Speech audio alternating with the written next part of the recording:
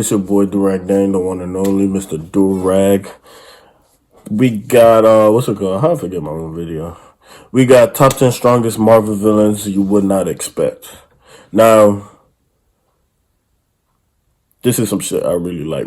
I would really love to keep reacting to.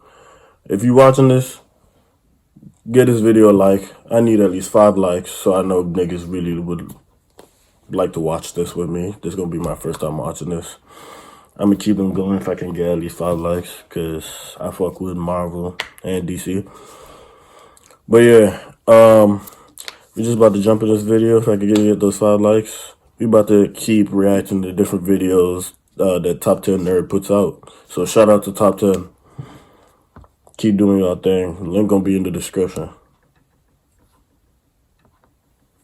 Well, we all know the big baddies that have been trying to tear down the world of comics for decades. Thanos, Ultron, and Loki have shown their might on the silver screen, and their immense power levels are now no surprise. But what about the sneaky boys who come in with a ton of power when no one's looking? This list is dedicated to the slippery tricksters who've been getting jacked when no one was paying attention. Hello again, Top 10 Nerd family. I'm your host, Jada Rain, and welcome back to Top 10 Nerd. Today we're going to take a look at the startling Strong Boys with our list of top 10 strongest Marvel villains you wouldn't expect. As always, I would love it if you could like, comment, subscribe, and hit the little notification bell, and stick around for the whole list because I'm going to be giving you guys my picks for the dumbest villain tropes. And without taking any longer, let's get into this list. Coming in at number 10, we have Taskmaster. Let's kick off the list with a villain who is pretty well known and is actually going to be the main villain in the next upcoming Black Widow movie. At face value, sure,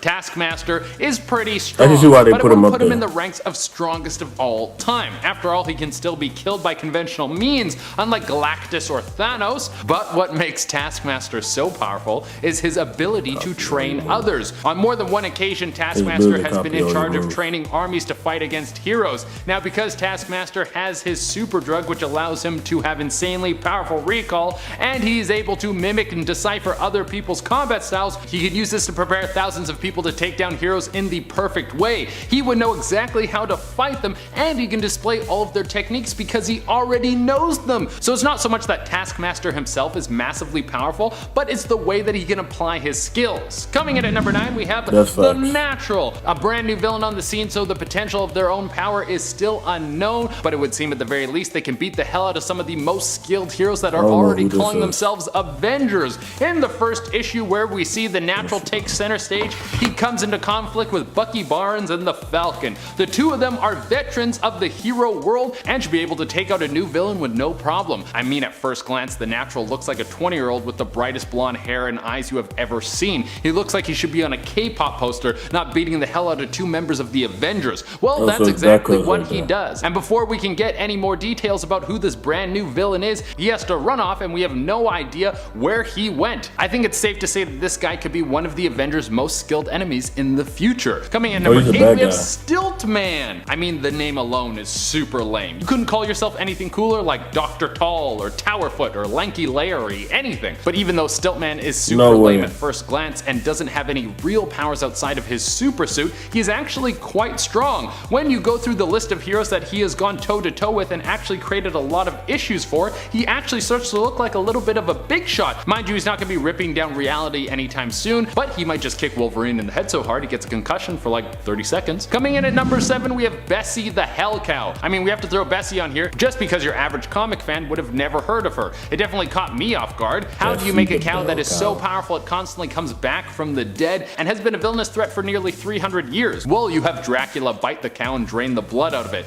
Then the cow dies. Then the cow comes back to life as a vampire cow and goes on the loose trying to murder anyone that gets in its way. And this cow has all the regular tropes that vampires have, so you better believe that she's going to be drinking blood all the time. Also, she has the ability to move her soul into another cow's body if she gets killed, so in a way she is immortal. And what if she can move her soul into another creature's body, like something even more powerful? Coming in at number 6, we have the Hulk. Wait, why is Hulk on this list? He's a hero, and we all know how strong he is. Well, I threw him on the list because even though his strength is known, his changes to the side of villainy are probably not as well renowned. There is an entire comic run, Planet Hulk, where the Hulk is banished from Earth and was supposed to live out his days on a desolate planet, but then he ends up becoming the king of a faraway world and then returns to Earth to lay waste to all the Avengers, and holy moly does he do a number on them. And there have been several times when the Hulk has turned his back on his pals because of one of his famous mood swings, or even became their enemy at a crucial moment where they needed him to be clear-headed. In the end, Hulk is only a hero for as long as his patience lasts, which is usually pretty long but can shift at any moment. Bruce Banner, we might as well follow one half with the other. Now, even though Hulk is way stronger than Banner, Dr. Banner is way more unexpected of a villain. I mean, he's been a certified hero right up until Jason Aaron had his run with him on the Hulk. This was where the Hulk had Dr. Doom separate him from Banner for good. Now you think this would be better for the both of them, but turns out Banner goes insane without the Hulk floating around in his head, and Banner as a villain is pretty powerful. He starts a Dr. Moreau Island making a bunch of Hulk animal hybrids. An army of Hulk creatures is enough to make any member of the Avengers sweat, and on top of all this, he's one of the smartest people on planet Earth. So even though it hasn't happened a lot, when Banner goes bad, everyone should be shook. Coming in at number 4, we have Mojo. I don't know if Mojo is more unexpected or forgotten, but I think he slides perfectly into this spot on the list. Mojo is basically what happens when you give a CEO supreme cosmic power without any laws. Mojo is the ruler of his world and basically runs everything like a TV executive, creating more and more outlandish ways to create entertainment for his people without a shred of morality. But Mojo has been able to capture some of the strongest heroes and force them to compete in battles of strength, so he can keep his ratings at an all-time high. Coming at number 3, we have Venom. Once again, another villain who packs a punch but usually operates in the realm of manageability.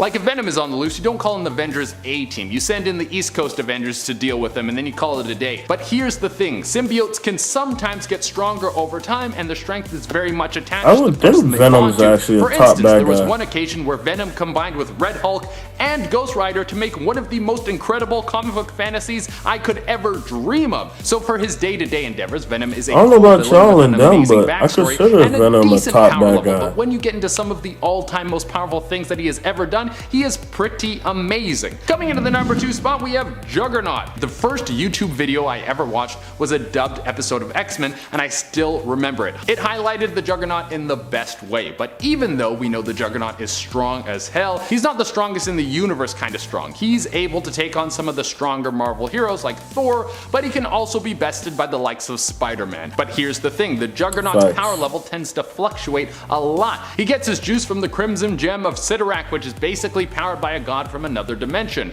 On one occasion, Kane Marco, aka the Juggernaut, was able to tap into the full potential of this gem and became a being so powerful he could crack through realities with a punch. He was also 100 feet tall, so as you can imagine, he was quite the tough villain to take down. In fact, if he never lost touch with the true strength of that gem, he might have been supreme overlord of all the Marvel universe. And coming into the number 1 spot, we have Absorbing Man. At face value, Absorbing Man is a brute who can suck in some metal and punch dudes in the face. It's a very simple skill. But here's the thing about Absorbing Man, his powers are actually magical. So that means he can absorb things that work outside of the realm of reality. He is able to absorb energy from magical weapons, and he's also been able to absorb Ultron. Wait, what? Yeah, you know that powerful robot that almost killed the Avengers like 100 times and was actually successful on a few occasions in other timelines? Well, Absorbing Man sucked him in and then was able to absorb knowledge and basically became the most powerful creature on the planet by far. So who would have thought that some low-tier criminal would be able to get to such a high power level? That is way over 9,000. Alright, that has been our list, and now I'm going to give you guys my picks for the dumbest villain tropes. I just want to start off by saying I don't think these tropes are bad. I absolutely love these tropes, but we all have to admit they are dumb. The first one I don't like is you do one good thing and now you're a good guy. We see this again and again in every form of media. You have someone who's been a stone cold villain. They have been killing people for years. They might have been. So yeah, man.